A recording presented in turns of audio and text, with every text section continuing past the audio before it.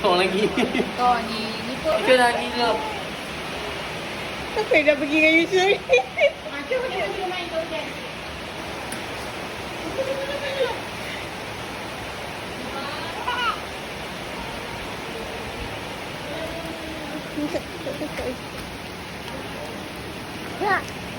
Wow. Yusuf, pusing sini. Mama, sini. Makan. Oh, kepala ngam-ngam. Nak mandi tak? Nak mandi tak? Jom, kita mandi. Yusuf, here, here.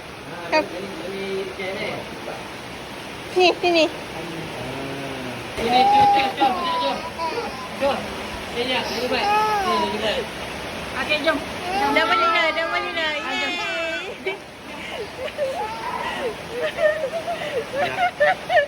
Ya, sini apa? Wow. Wah. Ha, pergi jalan dengan Mama. Wah. Ni pula yang over. Yusuf. Yusuf, go to daddy.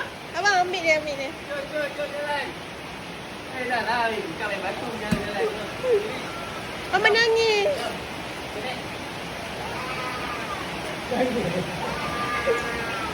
Mama tak faham kenapa ni. Jom, mana Mami? Jom. Ha, jalan. Mami, jom. Jom, buat ikut. Belok. Ha, jalan. Mama sini Mama. Jom. Nanti ni. Ha. Mandi juga. Ye. Ucap sini ya, potong sini. Tangan ni payah sangat. Ni. Ha, pergi jalan. Slowly. Ada. Pegang. Cuba pegang Mama. Bawa Mama pergi sana. Wah. Dah boleh ni boleh. Jalan. Ha, tu main jom. Ucap dah nak main tu. Jom ikut daddy. Ya. Ah, potong. Semua potong. Jom sini. Jom. Amak pelik ke? Jom. Macam anak itik ah. Ama. Abang, Mama tu abang. Ha, pandang. Buat pis.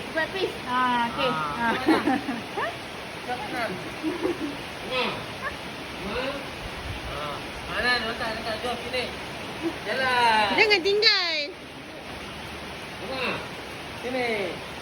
Mama. Sini, jalan. Masuk. Mama. Good. Sini jalan. Yeay.